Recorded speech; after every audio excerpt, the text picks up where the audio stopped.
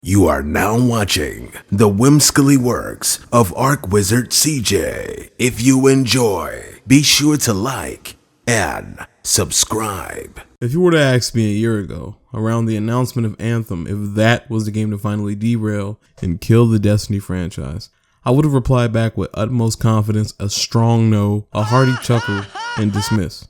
At best, I dictate it as a contender for the PvE nuances people enjoy about Destiny. And I will go on to say that in reality, I saw the Division being killed by Anthem rather than the former. Skip to now, May 2018, and that narrative has been completely 180'd, with the Division being its strongest since launch and Destiny another shitty tweet away from extinction. I was an individual who had genuine optimism for Destiny's potential resurrection through the second installment being a rewrite instead of a continuation of a game that, if I'm honest, I already felt betrayed by.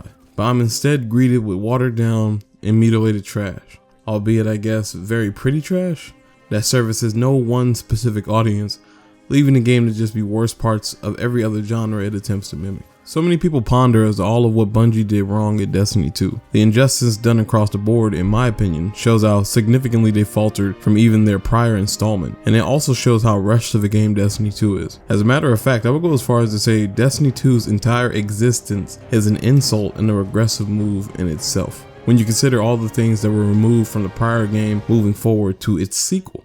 They dumbed down Destiny 1's gunplay, butchered the endgame, monotonized PvE, turned the gear grind into a slot machine, slowed down the Crucible, dumbed down the skill trees and perk trees, removed weapon rolls, removed kiosks and collections, locked heroic strikes behind a DLC paywall, removed heroic story missions. As a matter of fact, you can't even replace story missions at will in Destiny 2. No skeleton keys or strike-specific loot. You can't even select specific PvP modes, which wouldn't even really matter because they remove Rift, Rumble, Salvage, Doubles, Mayhem, Inferno, Skirmish, 6v6, 3v3 private matches, Sparrow Racing League, light machine guns, record books, equipment segregation in the vault, visible reputation levels, dead ghost collectibles, exotic weapon quests take inventory slots, no gunsmith quests, Xur has a limited inventory, no Vanguard or Crucible equipment vendors, engrams are limited per account, no ammo synths, you cannot reroll weapons or armor. Even so, they only have one active perk, shaders can only be applied once, no connection meters are visible in PvP or PvE, no more daily story or weekly strike playlists, or Vanguard consecutive streak bonuses. I can already see people typing in a frantic attempt to defend the game, as some of these elements have been reintroduced in Destiny 2 already. But are you honestly justifying a sequel being inferior to its prequel on a level as basic and fundamental as quantity of content? And the only things added back was 6v6 and private matches. 90% of the things in Destiny 1 still have not shown their way to Destiny 2, yet somehow the price tag for Destiny 2 is more absorbent in totality than the price tag for Destiny 1. Even more recently, they just dismissed the bedrock, the very foundation keeping Destiny alive. Arguably the only reason left it even has a loyal and consistent fan base. Its lore and mythos as folklore. Basically meaning every story in Grimoire woven into our fan base is completely subjected to change on a whim. Meaning all of it is basically useless in reference to its validity. Yet they have the fucking audacity to put 50% of the endgame content behind Eververse, making fucking egregious statements behind closed doors, like making substantial content for a game is too hard.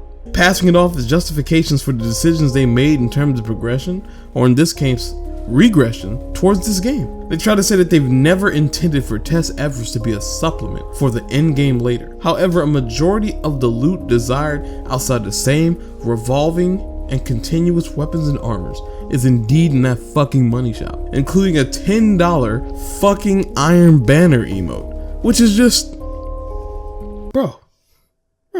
Each DLC for Fallout New Vegas or Fallout 3 is $10. I want you to think about how many hours you spent in the Sierra Madre playing Dead Money, a $10 DLC that will give you an easy 10 to 20 hours of content, and recognize how Bungie is basically telling you that price tag is equivocal to a fucking emote. First of all, oh my god. Imagine if you went to a restaurant and the chef told you, making quality food is too hard. So here's a microwave burrito and some McDonald's fries, bitch. You're a game developer. You're not even an indie studio. You're a household fucking name. And all of a sudden making regular content for your game is too hard. This is so fucking insulting, dude. Like, it's not just insulting, but it genuinely worries me because Bungie was on par with household names like Blizzard at one point. a household name that ushered in one of the greatest trilogies in all of gaming. And to see what was such a mighty and impregnable dynasty self-destruct over a project that apparently $500 million, almost 1,000 men on staff, and evidence of production being almost a fucking decade with forums sprawling up in 2010 about Destiny's conception is too hard for them to fucking maintain? God damn, that's so inexcusable. And the craziest part? That's not even a problem with Destiny as a whole, if you can believe it. I see all these videos trying to pitch in their 2 cents on the particulars as to why Destiny 2 is shit. Reasons both varied in opinion, value, and substance, with people praising changes that honestly, in my opinion, should be condemned. Like watering down Crucible, making engrams account bound and a cap on how many you can hold being 7, butchering skill trees and introducing class specific abilities that once you realize they all do the same thing in different ways, they could have spent time actually fleshing out the classes themselves rather than facading depth of gameplay by making one more button do one more thing. In my opinion, which I feel like I'm only calling an opinion at this point because I don't want to hurt people's feelings, I'm speaking facts and we can be real here, is that Destiny as a whole, under Bungie's guidance, has done very few things right. The pinnacle of this notion is Destiny 2, an entire game that I'm strongly confident only exists because Bungie needed to rebrand Destiny for the sake of marketing and redistributing, as well as expediently shitting the full game out, majorly because of stock value and margin quotas. If you honestly don't think that the entirety of Destiny 2 could easily fit as an expansion DLC for Destiny 1, then just click away from this video because you're obviously far too deep into the delusion that is this game's current form and quality. The thing that kills me, right, about everyone's speculation and analysis on why Destiny is such a disappointment, on why Destiny 2 is such a failure, the things Destiny could do to improve its gameplay, expand its universe, prioritize certain facets of gameplay over others, catching Bungie lying to our faces about XP throttling, backhandedly trying to manipulate us again, entire events are being locked behind test efforts, chunks of content that were shown in 2013 that still hasn't been seen in either of the fucking games. I haven't even heard of the Seven Seraphs since those vidocs.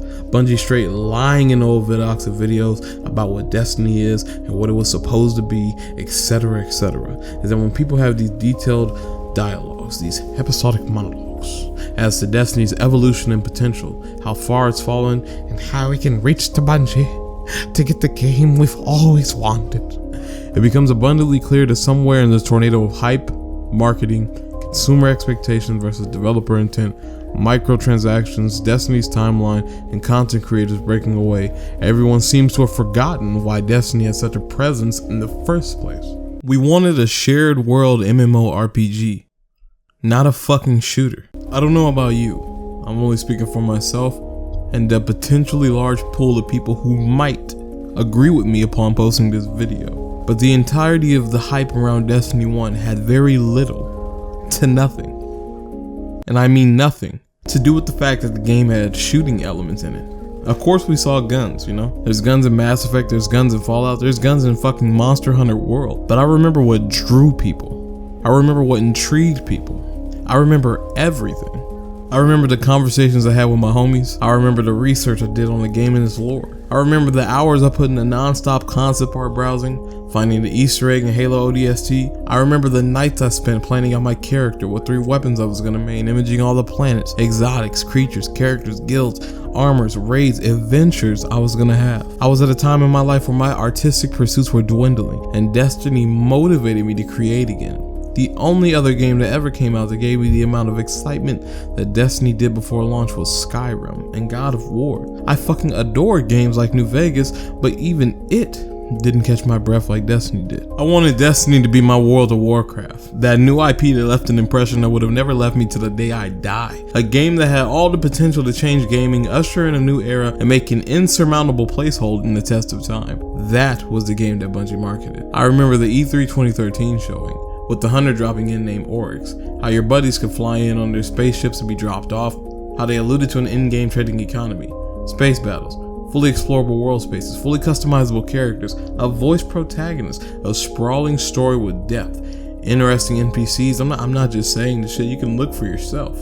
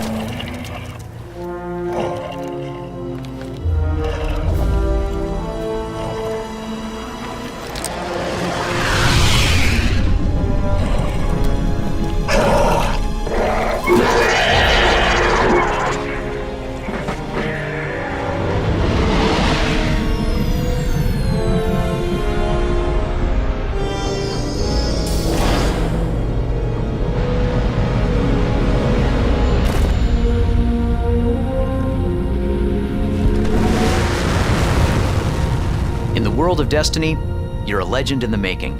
In the world of Destiny, you're a legend in the making. A guardian of the last safe city on Earth. A snazzy dresser. And today, a badass. we've come here. And today, Old we've come Russia. Here. Old Russia. And I'm gonna meet up with some of my friends. Where I would normally walk down this path and start an amazing demo that I hope will blow your pants right off. But instead, I'm gonna walk this way for a minute and show you what's behind Old Russia. A place that I like to call Older Russia. So all of this is playable space that we hope to one day get to send you to. It is all real geometry. You could go there. We could go there right now, but we have a schedule to keep. I'll just show you this. Why you always lying? Sorry, cars. Okay, where was I? Ah, yes.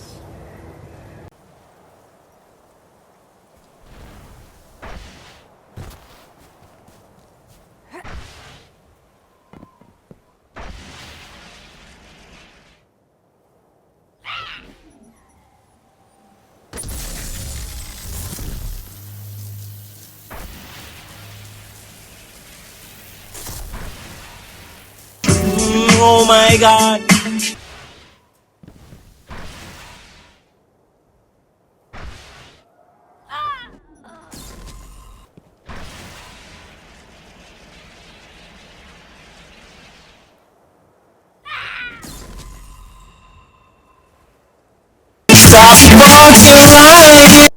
We're gonna explore the wild frontier on the other side of that wall.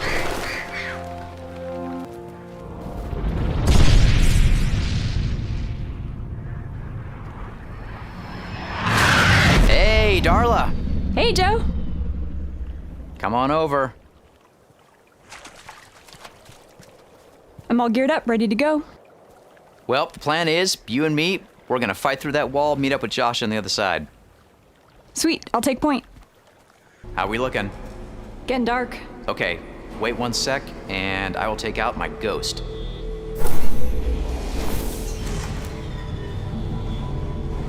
We always visit such cheerful places.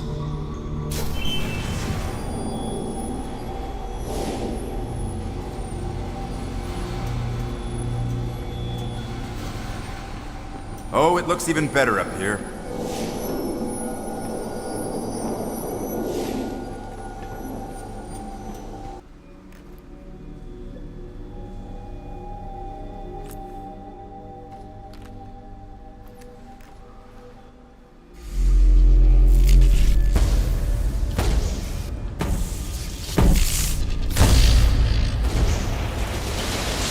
May have overdone it. We've got trouble. We made it through the wall. Sweet. Nice work, partner.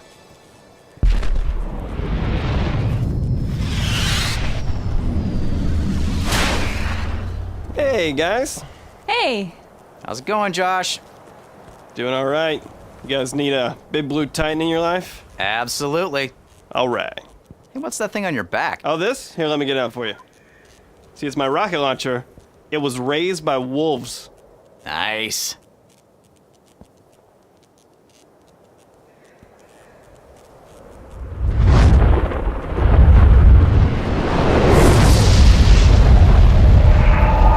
What is that?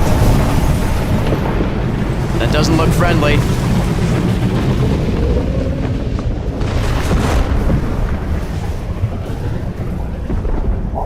It's a big boat.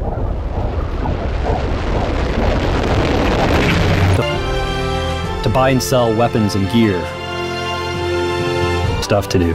Like a great story campaign, where you'll explore the mysteries of our lost worlds. Well fought. Many guardians fell. Strong ones. But you made it here. Don't let them find you.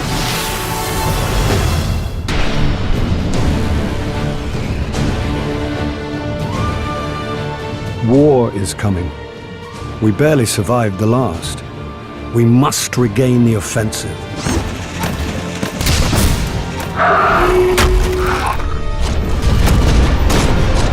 Why is the city breathing down my neck? Why don't you put that down so we can talk? Out here in the wild, this is how we talk.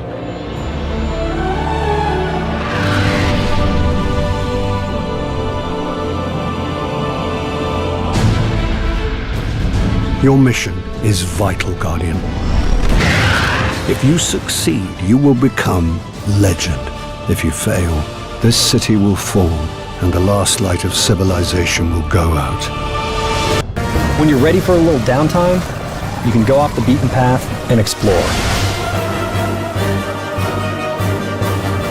To build the Guardian you want to become.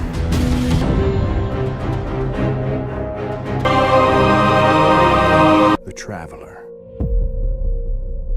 We watch as it hangs above. A mysterious sphere. And we must reclaim what is rightfully ours. Our enemies today. And now. To finish what it started.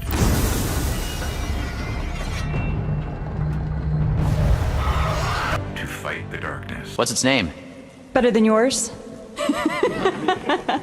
Down and tried to stamp us out. No one knows exactly what. But legends say that we're not alone. Strange and deadly creatures have occupied our old worlds. And they're pressing hard. The limitations are our imagination. Have just enough crazy. We've gone from continuing to make Halo games to do. What is going on, Guardians? Evade here, and today we'll be talking about some interesting topics regarding the Vex Void Council DLC that was supposed to come out after the Taken King, a cutscene that was most likely cut from that exact expansion, and what this could all mean for Destiny 2 or so through the video. At this point, you'll see some Vex emerging out of their milky-like substance into their own bodies. This brought up the question of, wait, what the heck? We've never seen this cutscene before. Where did it come from? Now, the first thing to think about is this Vex Void DLC, and if you don't know what I'm talking about, this image right here, it came out a long time ago before Destiny's release, basically hinted at the content schedule, or at least the original content schedule for the game. You have the Dark Below, House of Wolves, Comet, which was the Taken King, and then these two expansions, Vex Void and Forge of Gods. Vex Void was obviously dealing with the Vex, and Forge of Gods with the Cabal. Since then, as we know, they scrapped this content plan after the Taken King. It's like an area we've never been before. Could be Vex Homeworld, could be Blackheart somehow, I don't know. But it looks very interesting and unique.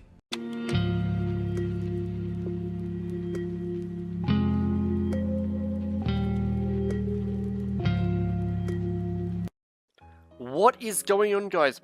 Envious Gaming here, and in today's video I'm going to be showing you guys a brand new glitch, a brand new one.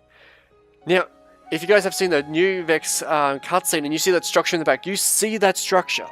That is where I'm going to be taking you guys today. Now, we know where it is. It's here in the Terminus, and just over there. That is it right there. Now, only problem is, no one could ever get over to it. I looked everywhere on YouTube, and no one could ever get over to it. Now, my last video I talked about on how you can do it. I was 99% sure on how to do it. Now, as you see, you can't just fly over, and you can't use death from above to get through it because it's a solid wall. It's a solid barrier. But guess what? I've made it! I figured it out, and I have made it. Now, all classes can do this. Now, you know what makes me incredibly sad? As I was looking through these clips, cutting and editing them for this video, what I realized is that the Vex Void DLC, the Forge of the God DLC, and those small snippets of what is obviously the European Dead Zone with the Shard of the Traveler in the background are all major locations and DLCs for Destiny 2. And basically what that means is that Destiny 2 resold itself as its own game and sold you cut content from Destiny 1 as DLC for Destiny 2. That is shady as fuck. We're not even going to mention all the vidocs, the hype surrounding the game at the time, with small channels like More Console, Dado Does Destiny, Nova Gaming, Nestor, I'm not going to call it Grown Man, Cooch, Triple Wreck, Bife, Cactus, and several others hyping it up on the YouTube front. The leaked images, the speculations, Bungie confirming so much that wasn't true and denying so much that was. The game's initial hype in its entirety was built off of a fucking lie.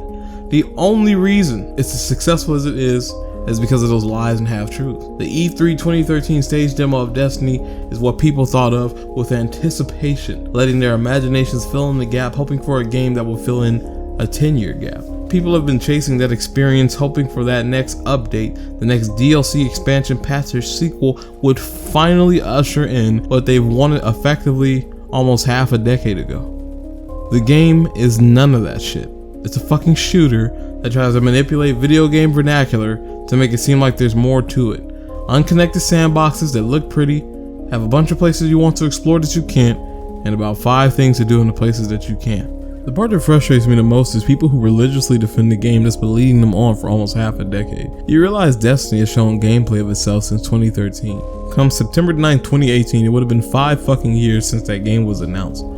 There are people who had just got out of middle school, including me, who in the time Destiny has been out have become grown adults who now work full-time jobs. And you're honestly, faithfully, and diligently trying to tell me that come fall 2018, that will be the patch that restores this game?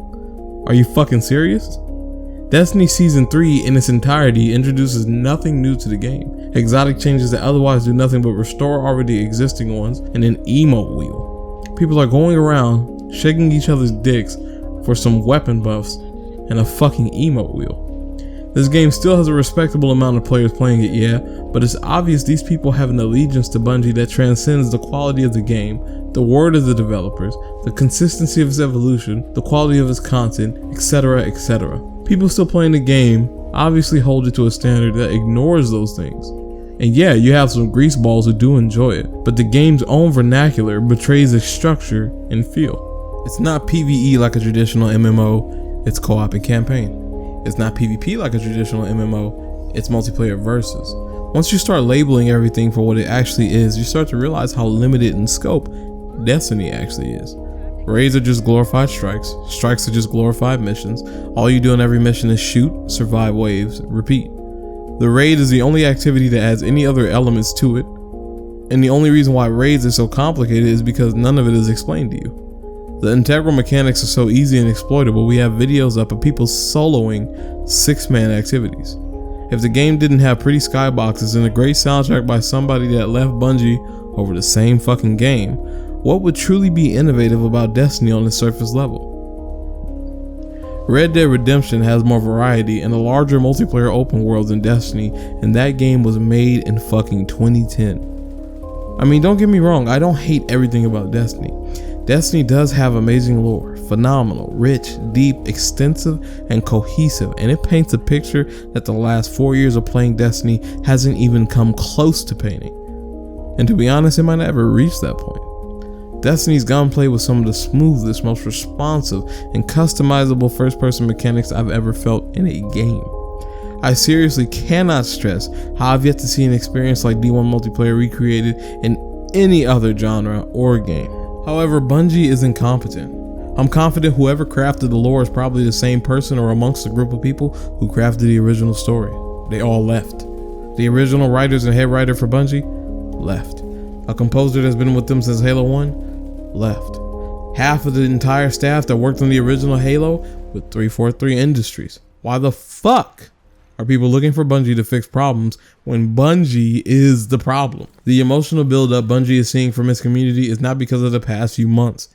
It's been the fact that we were fooled once and we blamed it on us. And now the sequel has fooled us twice, and instead of people blaming it on Bungie, they take matters into their own hands, taking back their channels, their brands, their allegiances, and their lives to focus on things that can guarantee them what they wanted out of the situation this entire time. Destiny needs to die. It shouldn't have lived this long in the first place. The reason why it needs to die? Because the studio running it is not the same ambitious and genuine group of people that it was with Halo 2. Because the game's entire life cycle has been allowed to exist solely because of anticipation for the day we finally get to play what we saw in 2013. because Bungie needs to be tested as a competent game studio, and that's basically allowing them to make an entire sequel only to make sure every single update for said sequel reverts the game back to the state it was left off in its predecessor, when you could have just released the entirety of the sequel as an expansion to the first game in the first place, is the most redundant and bass-ackwards bullshit I've seen a developer that's not EA do in recent years, and that shit is insulting to say the least. Destiny getting the shooter treatment in general is a fucking lazy and insulting thing to do. In a market oversaturated with, and a game that presents itself through its lore like Destiny, you make the entirety of the experience and its longevity revolve around one single aspect of the game, the Crucible.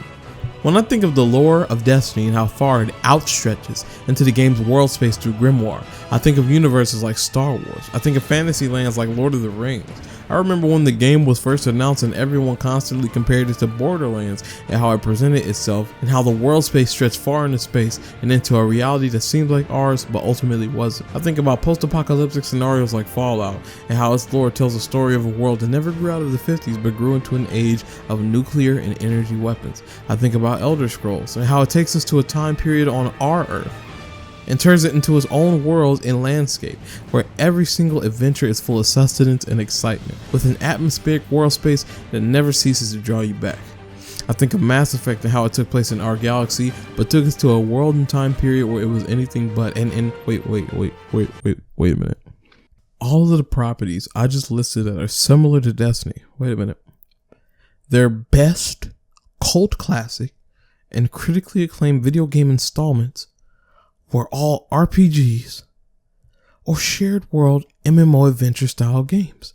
You don't fucking think that Destiny should follow suit like everyone wanted it to, do you? Do you? However, in spite of me saying this, I'm positive this conclusion will never come under the influence of the current Bungie, and I'm probably just gonna get called the N-word a few dozen times in the game. We'll continue playing. Look, man, I'm an individual, one single mind out of a million. If I'm capable of coming to this conclusion, I refuse to believe that the several hundred or thousand that have worked on Destiny haven't. I don't know, I don't hold myself to a pedestal. I don't hold any accolade comparable to the departed composer Marty O'Donnell or the departed original lead writer Joe Staten. They're two individuals who were so quality as creators that their absence has dramatically lowered the quality of Destiny, in my opinion. It's especially obvious in Destiny 2, but unless I'm just that much more competent as a creator than all of fucking Bungie right now, the only conclusion I can come to is that Bungie acknowledges their misconceptions, their deceptions, intrusive marketing, verbal manipulation, lies, misleading marketing, and prioritized monetization because they simply don't care to create. Gaming isn't what it was back in like 2002 when every studio was young and ambitious, using any and every opportunity to innovate and create new IPs, new stories, new world spaces, and world crafting series and legacies that leave impressions that shape humanity or society for generations. We as a collective desperately want to find the next Skyrim, find the next Bully, Kingdom Hearts 2, God of War 2, Crash Bandicoot, Gears of War, San Andreas, Jedi Academy, Knights of the Old Republic, whatever. We desperately want to rekindle that flame we all had as kids with these fantastic entries shaping our entire realities. But the cold fact of the matter is that if you want to inspire that era to return, you can't persuade with your words in 2018. You have to persuade with your wallet. Destiny needs to die. Not because I have this intrinsic hatred for the game or for Bungie or for anyone. Honestly, I don't. I get that they're developers. I can only imagine how tedious, painstaking, difficult, and time-consuming making a AAA title is. But because AAA gaming is no longer about the artistry or taking risks, they've allocated that to the indie studios. AAA gaming, in my opinion, is more like an arms race now. A game of chicken with wallets and the first to blink is in debt. I see the accolades Bungie slap on Destiny 2 about how it was the second highest grossing game in North America in 2017. How its PC version is critically acclaimed for its performance and high sales. How Curse of Osiris was played more than The Dark Below and obscurely addressing player feedback through a roadmap.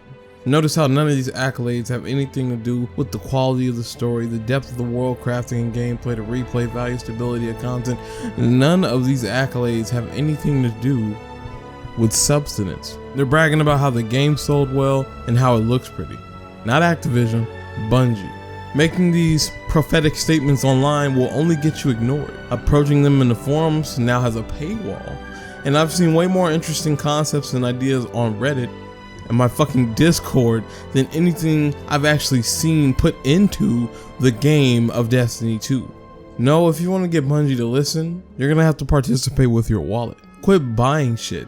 Quit visiting test evers. Quit pre-ordering shit. Don't fall for the hype when they inevitably pull another Taken King in a desperate attempt to revive their game. Keep not participating. Stop playing the game, period.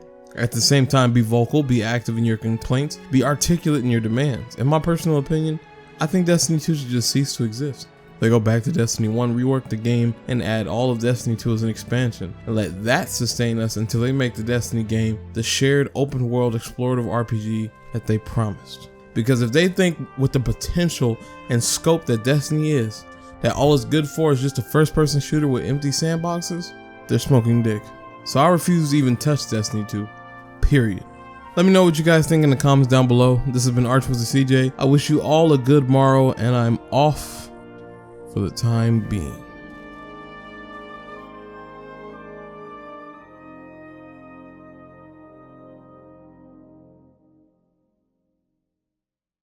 This has been an ArchWizard CJ special. If you enjoyed the video, be sure to like, comment, and subscribe.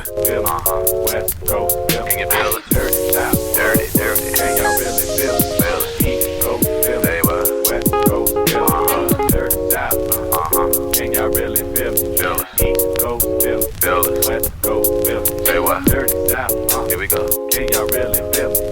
East Coast, West Coast, can you feel it?